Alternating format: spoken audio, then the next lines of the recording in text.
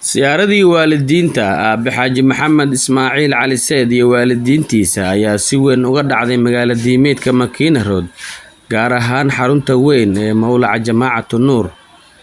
Siyaarada ayaa ka soo qayb galeen ashraaf, mashaayikh ajille ah iyo dullaabtii wax ka baranayeen maraakista kala duwan ee jamaacadka magaalada diimeedka Makiina Road.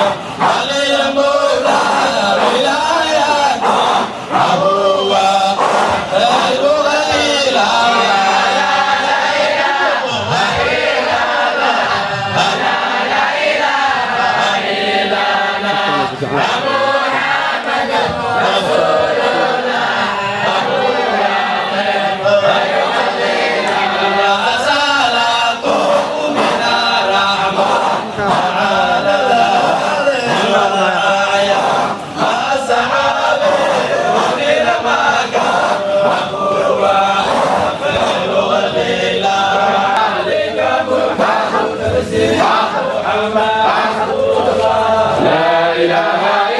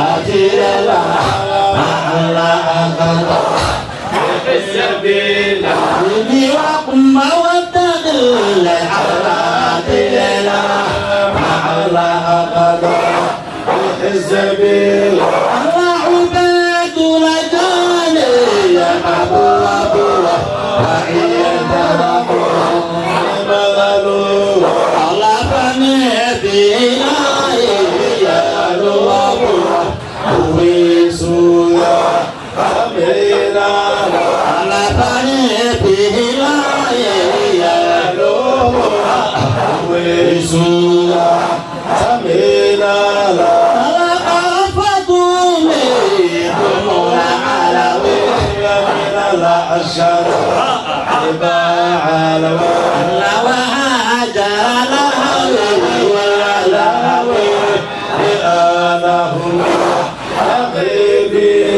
الله وهاجر لهوي لأنهم حبيبي اللهم صل على الآل والصحاب أبدا الله صلاته يا جمال على الله رسول الله إذا نبض بلا شهادة جيناك وسادا تردنا جرادا عادنا عدنا ليه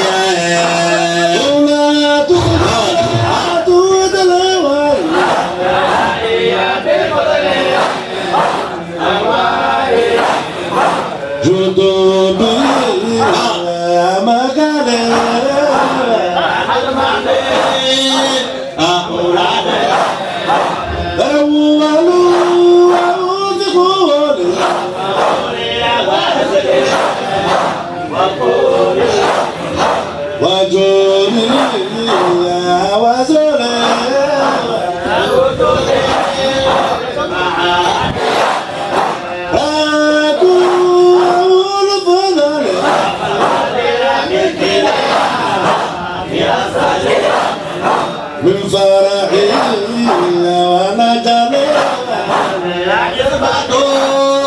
عفاني سعداني بدالي بريدي أبويدي أنا ربي مفيدي الهبلي يا مفيدي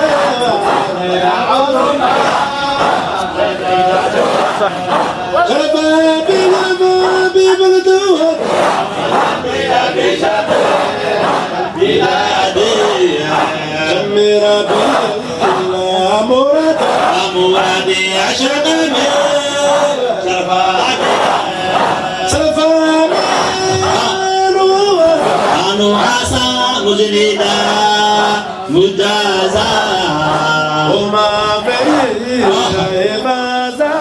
فازا نعلو بي سرطة آلي وصحاب وويل الوفا صلاة سلام من بولا الله وارحم يا إلهي مشايخنا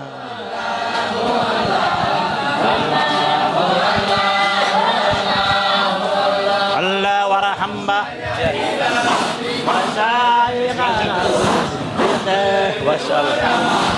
مشايخنا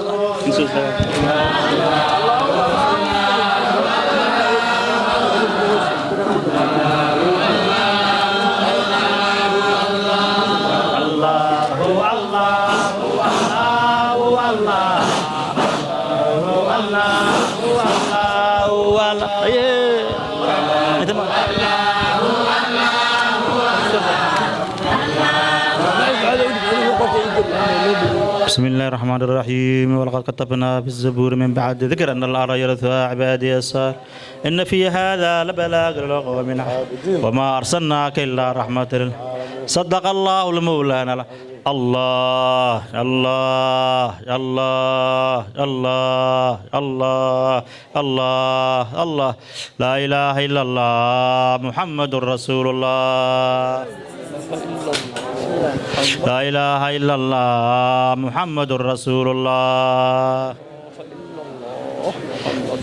لا إله إلا الله محمد رسول الله صلى الله عليه وسلم عليها نحيا وعليها نموت وعليها نبعث غدا إن شاء الله تعالى برحمة الله من الآمين شر الله من الفاتحة بسم الله الرحمن الرحيم الحمد لله رب العالمين الرحمن الرحيم مالك يوم الدين إياك نعبد وإياك نستعين اهدنا الصراط المستقيم صراط الذين أنعمت عليهم غير المغضوب عليهم ولا الضالين الصلاة والسلام عليك يا رب الصلاة والسلام عليك الصلاة والسلام عليك يا خاتم النبيين والمرسلين.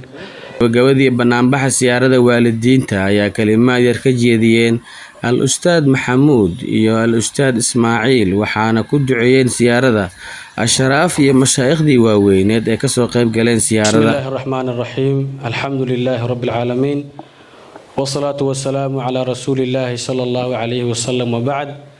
axbaabana alkiraam, insha allah maanta halkan waxaynu isugu imaanay siyaaradii waalidiinta oo ugu soo horeeyo aabbaheena aabe maxamed ismaaciil iyo waalidiintiisa, mashaayikhdiisii, macallimiintiisa iyo ikhwaankiisa.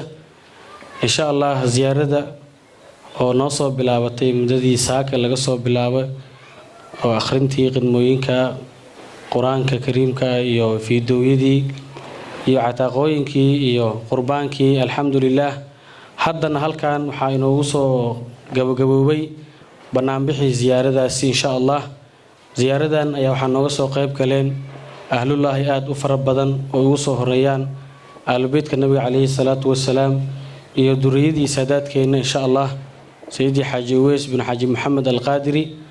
sidoo kale maanta waxaa nasiib u yeelanay inuu ziyaarada nooga soo qayb galo beledkaana marti ku ah sheekhana sheekh ciidaruus bin sheekh maxamed oo ka mid ah khulafadii dariiqadeenna, sheekha mashaayikhina sayidii sheekh maxamed nuur cabdulle oona meeshaan xadrada dhex taagan, iyo culummo fara badan oo hadda aan ka gaari karin soo magacaabo waqtigoo nagu yar awgiisa. waxaan rabnaa inaan kaga faa'iidaysano fadiilatu sheekhana ustaad maxamuud oo noogu yimid magaaladan mahungu in luqadan maxaliyada uu noogu sheego laba kelimo qasiiraah. maqribkan uu soo dhow yahay, kadibna uu noogu xigsado ustaad ismaaciil oo isagana ikhwaanka ka mid ah, luqada soomaaliga noogu yidhaaho laba kelimo, kadib saadaadkaa joogo noogu ducayn doono khidmooyinkii qur-aanka la akhriyay iyo fiidooyadii insha allah. marka waxaan kusoo dhaweynayaa al-ustaad maxamuud, falyatafadal mashkuuran biidnillaah.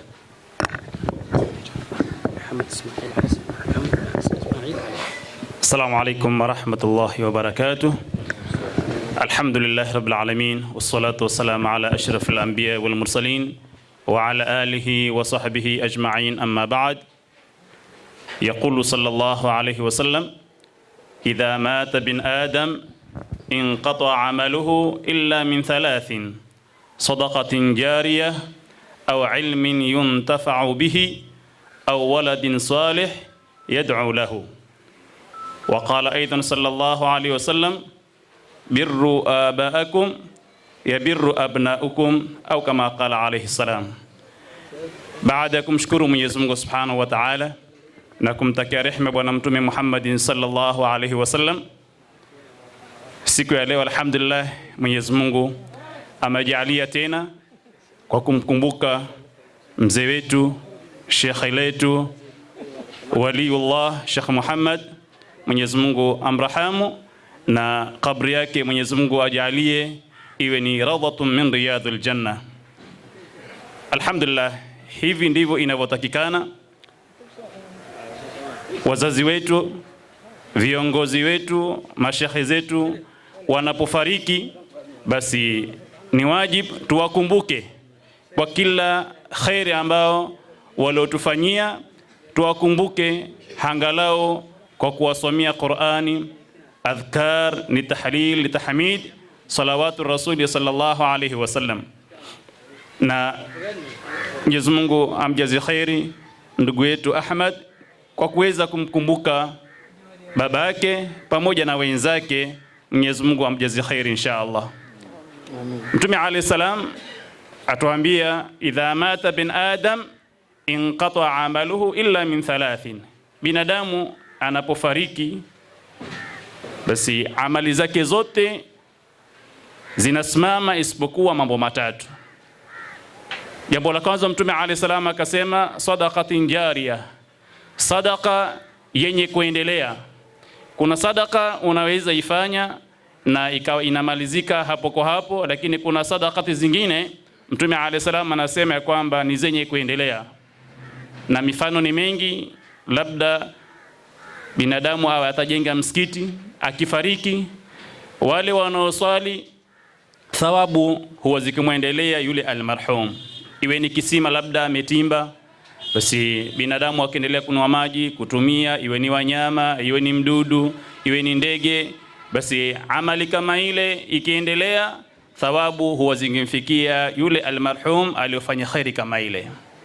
Jambo la mwisho, Mtume alayhi salam akasema, au waladin salih yad'u lahu, au mtoto mwema yule ambaye atamkumbuka mzazi wake kumpelekea dua au kumwombea dua.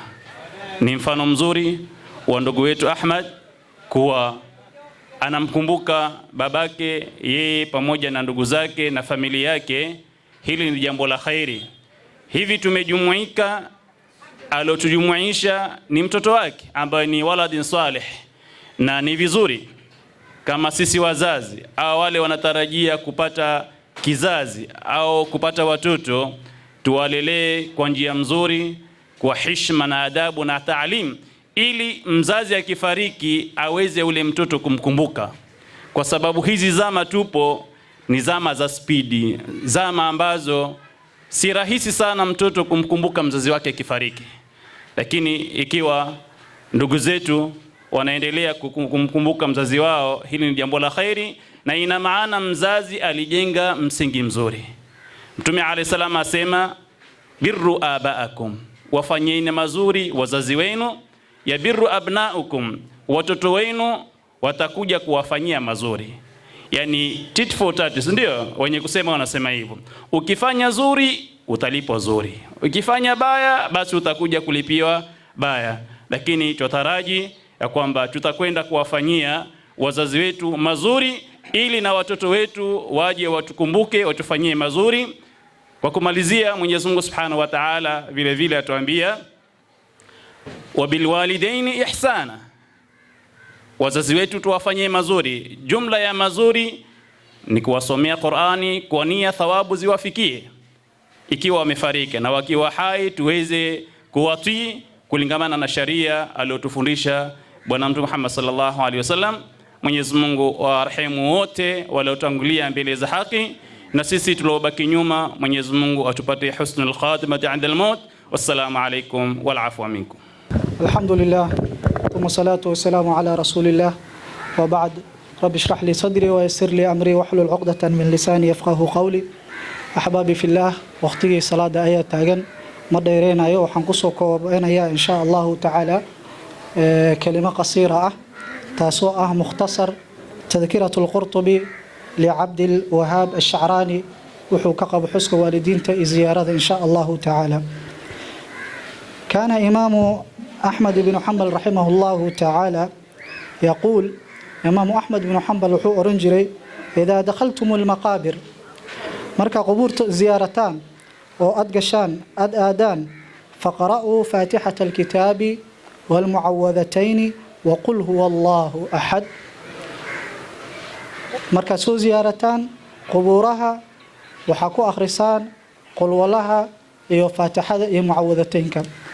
taas waxaa inoo daliil ah sayidina Umar radiyallahu anhu markuu wafaadkiisa la gaaray, awsaa in dufina أن يقرأ عند رأسه فاتحة الكتاب وخاتمة سورة البقرة. سيدنا عمر أسجنا وحو أصحابته كل دردارمي مركو وفاده هنا قبرجي سمضح هوري لو أخريه فاتحة iyo aayadaha ugu dambeeya suuratul baqara ikhwatal kiraam taas waxaan ugu jaahil bixinaynaa ummadda caamada ah aan waxba ka ogeyn fadliga ay leedahay waalidiinta la xuso loo duceeyo intaas aan kalimaadkeeda ku soo koobaya وهذا السلام عليكم ورحمة الله وبركاته أنا آد وجمهد نقينا مرات يكرات إن شاء الله دمان أنتي نسوقر بحسي وصو هريان أهل الله ساداتك يا جماعات كمكينة أو ككلماتين جماعات آدو كالدون آد يعني وجمهد نقينا أحسنتم وجزاكم الله خيرا يعني لين هاي أبالكينا نقول مجود كرنا إلى حكتي سانكر رجينا بإذن الله الباري حتى أنا صلاة مغربة دو شريف كان ندعينا زيارة مقبول زيارة مقبول زيارة الشيخ الحاج محمد بن الشيخ عثمان من آل بيت رسول الله فاتحة بسم الله الرحمن الرحيم نسألك في هذه الساعة المباركة يا حي يا قيوم برحمتك نستغيث أصلح لنا شأننا كله ولا تكلنا إلى أنفسنا طرفة العين يا بديع السماوات والأرض يا من أمدل بين الكاف والنون يا من إذا أردت شيئا يقول له كن فيكون اللهم اجعل هذا جمعنا جمعا مرحوما وتفرقنا من بعده تفرقا معصوما ولا تجعل فينا ولا منا ولا معنا شقيا ولا محروما اللهم اجعلنا من السعداء مقبولين اللهم اجعلنا من السعداء مقبولين اللهم اجعلنا من السعداء مقبولين ولا تجعلنا من الاشقاء مطرودين برحمتك يا ارحم الراحمين صلى الله وسلم على محمد دعاء الشريف قال الله قبله زيارة مقبول إن شاء الله. بسم الله الحمد لله ثناء لله وشكر لله وصلى الله عليه وسلم. اللهم اغفر لي ولوالدي وللمؤمنين والمؤمنات والمسلمين والمسلمات والأحياء والأموات برحمتك يا أرحم الراحمين فرج على المسلمين اللهم صل على سيدنا محمد فاتحة